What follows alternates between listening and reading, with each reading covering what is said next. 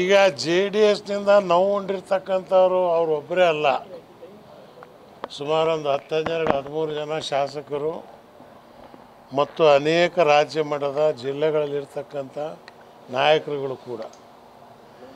ನಾನು ಇವರು J D S Kumaraswamy ಸರಿ ಆಗ್ತಾರೆ ಅನ್ನೋ ಒಂದು ಕಲ್ಪನೆ ಇತ್ತು.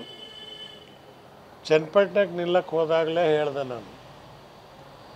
ನಾನಿದ್ದಾಗ 20,000 ಗೆದ್ರಿ ನೀವು, ಬರೀ 4 ಕೋಟಿ ಖರ್ಚು ಮಾಡಿ. ಈ ಕೇಂದ್ರದ ಮಂತ್ರಿ ಬಿ ಜೆ ಪಿ 150 ಕೋಟಿ ಖರ್ಚು ಮಾಡಿ 25,000ಕ್ಕೆ ಸೋತ್ರಿ. ಇದುವರೆಗೂ ನೀವು ರಿಯಾಕ್ಷನ್ ಕೊಟ್ಟಿಲ್ಲ. ಪಾಪ ನಿಖಿಲನ ಕೈಯಲ್ಲೇ ಹೇಳಿಸಿದ್ದಾರೆ. ಬೆಳೆಯೋ ಹುಡುಗ, ಇವರು ಹಾಳಾದರು, ಅವರಿಗೂ ಹಾಳು ಮಾಡಿದರು. ಅದಕ್ಕೆ ಅವ್ರಿಗೆ ಇನ್ನೂ ಅವಕಾಶ ಇದೆ.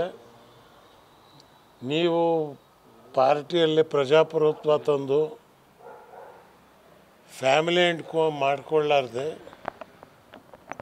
ಬಾಬಾ ಸಾಹೇಬ್ ಅಂಬೇಡ್ಕರ್ ಬಸವಣ್ಣವರ ಸಿದ್ಧಾಂತದ ಮೇಲೆ, ಕೆಂಪೇಗೌಡರ ಸಿದ್ಧಾಂತದ ಮೇಲೆ, ರಾಷ್ಟ್ರಕವಿ ಪುಟ್ಟಪ್ಪನವ್ರ ಸಿದ್ಧಾಂತದ ಮೇಲೆ ಏನು ಕುಮಾರಸ್ವಾಮಿ ಅವರ ನಿಮ್ಮ ತಂದೆಯವರಿದ್ದರು ಆವಾಗ, ಆ ಸಿದ್ಧಾಂತಕ್ಕೆ ನೀವು ಮರಳಿ ಬರೋದಾದರೆ ಕರ್ನಾಟಕದ ಜನ ನಿಮ್ಮನ್ನು ಮತ್ತೊಂದು ಸಲ ಕ್ಷಮಿಸ್ಯಾರು ಅನ್ನೋ ಭಾವನೆ ಇದೆ.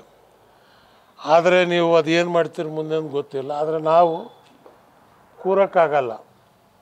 ಈಗ ಅನೇಕ ಜನ ಜನತಾದಳ ಶಾಸಕರು ನನ್ನ ಸಂಪರ್ಕದಲ್ಲಿದ್ದಾರೆ. ಸೊ ಮುಂದೆ ನಾವೊಂದು ಹೆಜ್ಜೆನ ಇಡಲೇಬೇಕಾಗತ್ತೆ. ಈ ಒಂದು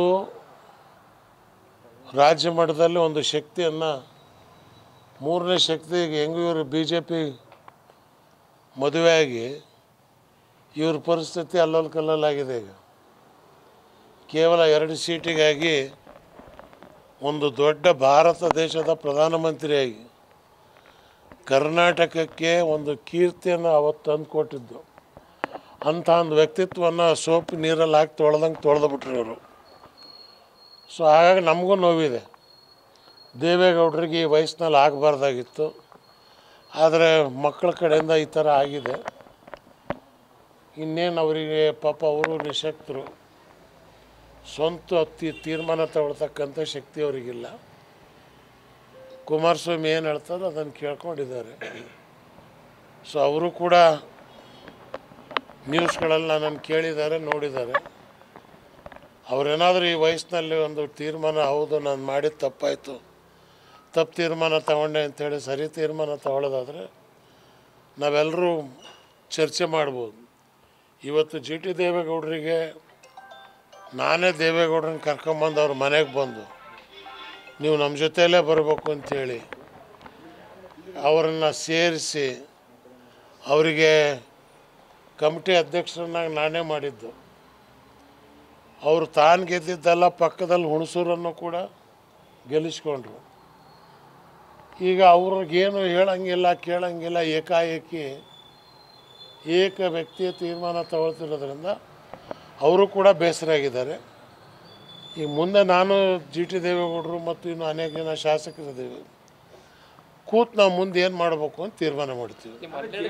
ಶಾಸಕರುಗಳೆಲ್ಲ ಏನು ಅವ್ರ ಸ್ವಂತ ನೆಲೆ ಹುಡ್ಕೊಂತ ಇದಾರ ಅಂತ ಇವಾಗ